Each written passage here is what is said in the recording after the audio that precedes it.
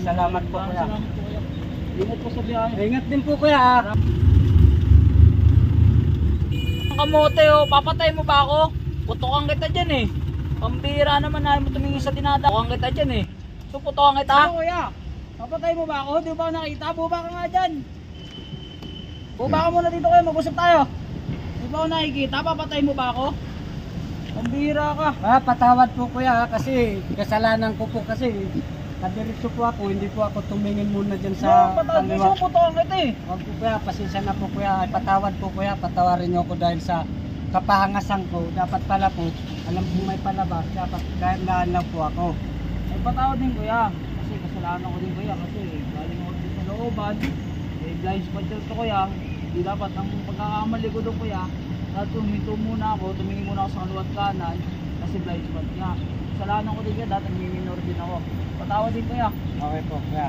May pamilya na po kayo kuya? Eh meron po kuya. May kambal po akong anak kuya.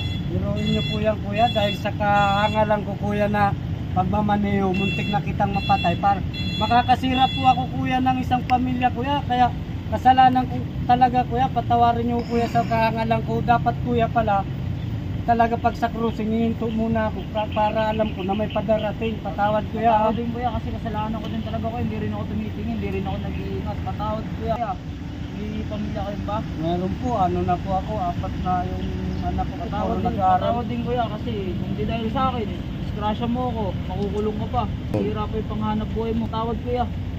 Hindi ko na hindi na mauulit to. Hayaan nyo kuya, sa susunod iingatan ko na kuya kasi talaga dapat sa intersection, dahan-dahan lang ang takbo kasi minsan talaga may palabas. So sunod din kayo, mag-iingat din ako, titingin na rin ako. Opo kuya, salamat po kuya. Salamat po kuya.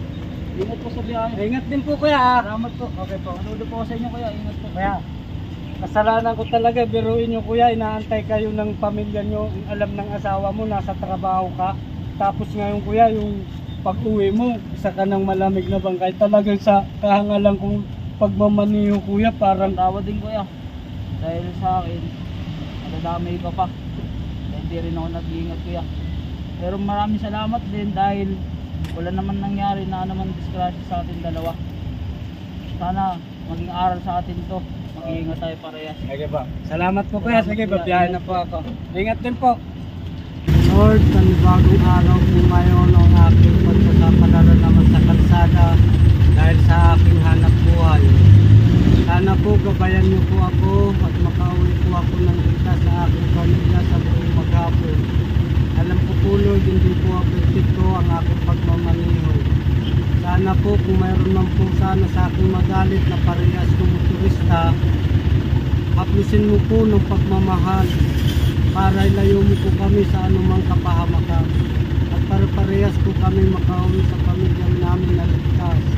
Lord, ang aking pong pasahero sana po makarating po sa kanilang paparoonan at makauwi po din sana sila ng ligtas. Lord, ngayong araw po ito, ipapabayan ko po sa inyo ang lahat.